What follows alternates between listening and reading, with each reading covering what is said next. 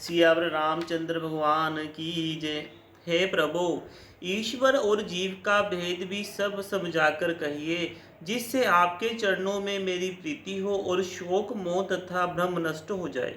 श्री राम जी ने कहा, मैं थोड़े ही में सब समझाकर कह देता हूँ।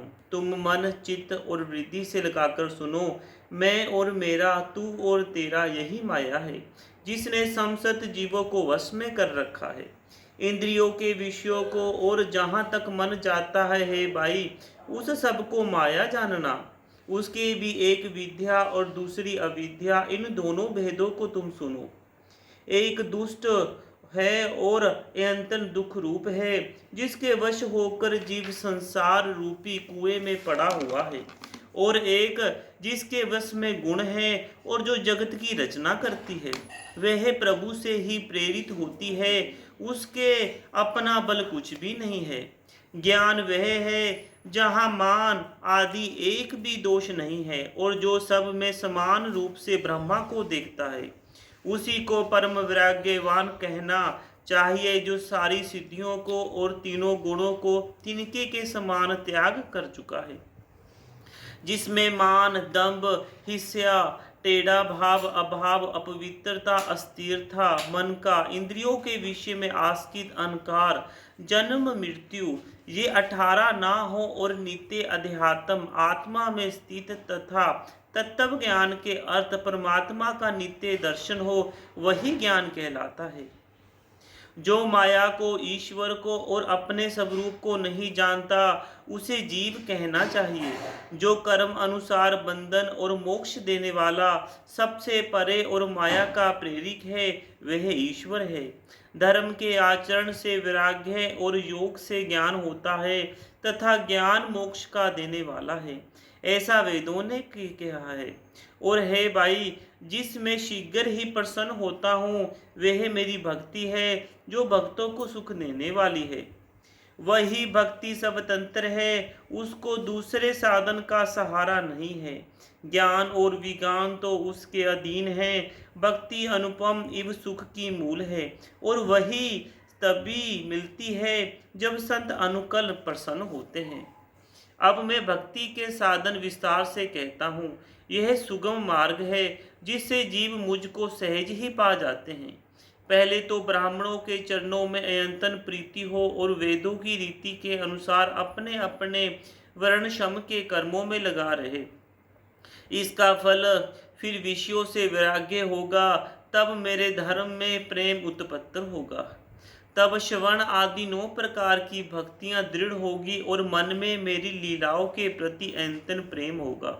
जिसका संतों के चरण कमलों में अयंतन प्रेम है, मन वचन और कर्म से भजन का दृढ़ नियम है, और जो मुझको ही गुरु, पिता, माता, भाई, पति और देवता सब कुछ जाने और सेवा में दृढ़ हो, मेरा गुण गाते समय जिसका शरीर पुलकित हो जाए, वाणी गदगद हो जाए और नेत्रों से प्रेम आंसू का जल बहने लगे, और काम, मद और दंभ आदि जिसमें ना हो, हे भाई, मैं सदा उसके वश में रहता हूँ।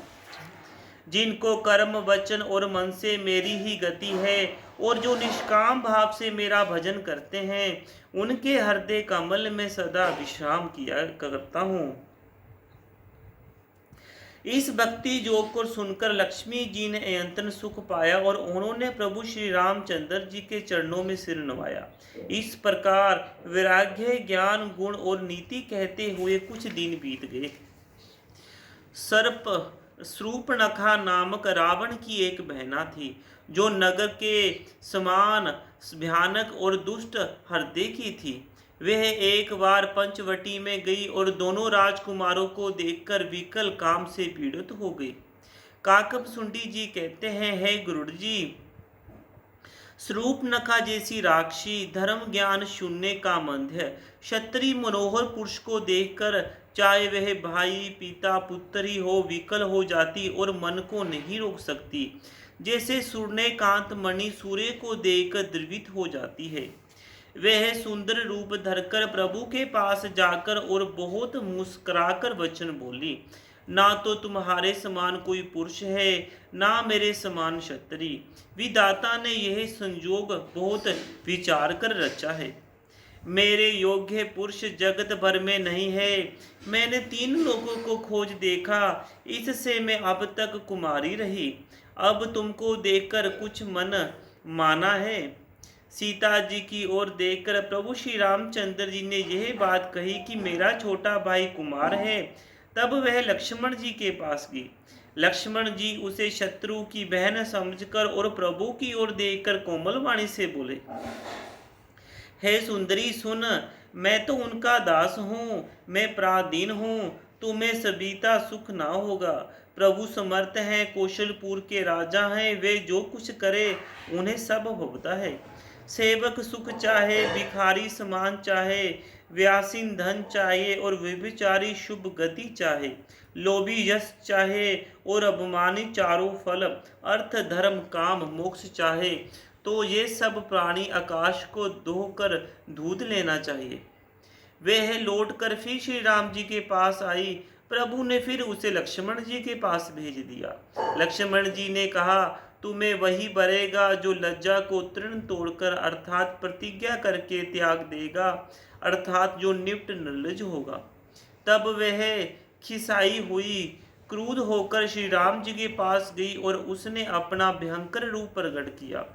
सीता जी को भयभीत देखकर श्री रघुनाथ जी ने लक्ष्मण जी को इशारा देकर कहा। लक्ष्मण जी ने बड़ी फुर्ती से उसको बिना नाक कान की कर दिया, मानो उसके हाथ रावण को चुनौती दी गई हो।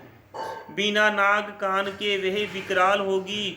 उसके शरीर से रक्त इस प्रकार बहने लगा मानो काले पर्वत से गरेरू धारा बह रही हो। वह विलाप करती हुई खरदूषण के पास गई और बोली, है भाई, तुम्हारे वीरता को धिकार है, तुम्हारे बल को धिकार है। उन्होंने पूछा। तब शूर्पणखा ने सब समझाकर कहा। सब सुनकर राक्षसों ने सेना तैयार की। राक्षस समूह झुंड के झुंड दौड़े मानो पंखधारी काजल के पर्वतों का झुंड हो। वे अनेकों प्रकार की सवारियों पर चढ़े हुए तथा अनेकों आकार सूरतों के हैं। वे अपार हैं और अनेकों प्रकार के असंख्य भयानक हथियार धारण किए हुए हैं। उन्होंने नाक कान कटी हुई असंगल रूपी शूर्पणखा को आगे कर लिया। अनगिनत भयंकर अशकुन हो रहे हैं, परंतु मृत्यु के वश होने के कारण वे सब के सब उनको कुछ गिनते ही नहीं। गरजते हैं, ललकारते हैं और आकाश में उड़ते हैं। सेना देखकर योद्धा लोग बहुत ही हर्षित होते हैं। कोई कहता है, दोनों भाइयों को जीता ही पकड़ लो, पकड़कर मार डालो और क्षत्रिय को छीन लो। आकाश मंडल धूल से भर गया।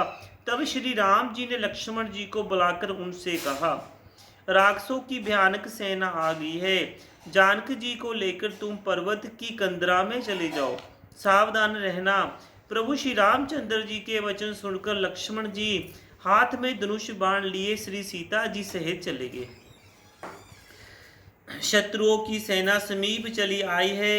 यह देखकर श्री रामचंद्र जी ने हंसकर कठिन धनुष को चढ़ाया। कठिन धनुष चढ़ाकर सिर पर जटा का जूड़ा बांधते हुए प्रभु कैसे शोभित हो रहे हैं, जैसे मरकत मणि पन्ने के पर्वत पर करोड़ों बिजलियों से 2 सांप लड़ रहे हों। कमर में तरकस कसकर विशाल भुजाओं में धनुष लेकर और बाण सुधाकर प्रभु श्री रामचंद्र जी राक्षसों की ओर देख रहे हैं। मानो मत वाले हाथियों के समूह को आता देखकर सिंह उनकी ओर ताक रहा हो। पकड़ो पकड़ो पुकारते हुए राक्षस योद्धा बाघ छोड़कर बड़ी तेजी से दौड़े हुए आए और उन्होंने श्री राम जी को चारों ओर से घेर लिया। जैसे बाल सूर्य है उदय कालीन सूर्य को अकेला देकर मंदेह नामक दैत्य घेर लेते हैं। प्रभु श्री रामचंद्र जी को देखकर राक्षसों की सेना थकित रह गई। वे उन पर बाण नहीं छोड़ सके। मंत्रियों को बुलाकर खरदूषण ने कहा, यह राजकुमार कोई मनुष्य का भूषण है। जितने भी नाग असुर देवता मनुष्य और मुनि हैं, उनमें से हमने ना जाने कितने ही देखे, जीते और मार डाले। पर है सब भाइयों सुनो, हमने जन्म भर में ऐसी सुंदरता कहीं नहीं देखी। यद्यपि इन्होंने हमारी बहन को कुरूप कर दिया, तथापि ये अनुपम पुरुष वध करने योग्य नहीं है।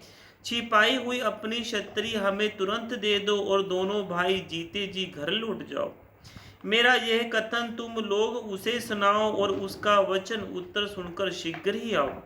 दूतों ने जाकर यह संदेश श्री रामचंद्र जी से कहा। उसे सुनते ही श्री रघुनाथ जी ने मुस्कुराकर बोले, हम क्षत्रिय हैं, वन में शिकार करते हैं और तुम्हारे सरीखे दुष्ट पशुओं को ढूंढते ही फिरते हैं। हम बलवान शत्रुओं को देखकर नहीं डरते। लड़ने को आवो तो एक बार तो हम काल से भी लड़ सकते हैं। यद्यपि हम मनुष्य हैं, परंतु दैत्य कुल का नाश करने वाले और मुनियों की रक्षा करने वाले हैं। हम बालक हैं, परंतु हे दुष्टों को दंड देने वाले हैं। यदि बल ना हो तो घर लौट जाओ। संग्राम में पीठ दिखाने वाले किसी को मैं नहीं मारता। रण में चढ़ आकर कपट चतुराई करना और शत्रु पर कृपा करना, दया दिखानी तो बड़ी भारी कायरता है। दूतों ने लौटकर तुरंत सब बातें कही, जिन्हें सुनकर खरदूषण का हृदय अयंतर जल उठा। खरदूषण का हृदय जल उठा। तब उन्होंने कहा, पकड़ लो, कैद कर लो। यह सुनकर भयानक राक्षस योद्धा बाण, धनुष, तोमर, शक्ति, शाग, शूल, बर्छी, कृपाण, कटार, प्रीग और फरसा धारण किए हुए दौड़ पड़े। प्रभु श्री रामचंद्र जी ने पहले धनुष का बड़ा कठोर, घोर और भयानक टंकार किया, जिसे सुनकर राक्षस बहरे और व्याकुल हो गए। उस समय उन्हें कुछ भी होश न रहा। सावधान होए धाय जानी सब आरती, लागे बरसन राम अस्त्र शस्त्र बहुबाती। बोलो सियावर रामचंद्र भगवान की जय।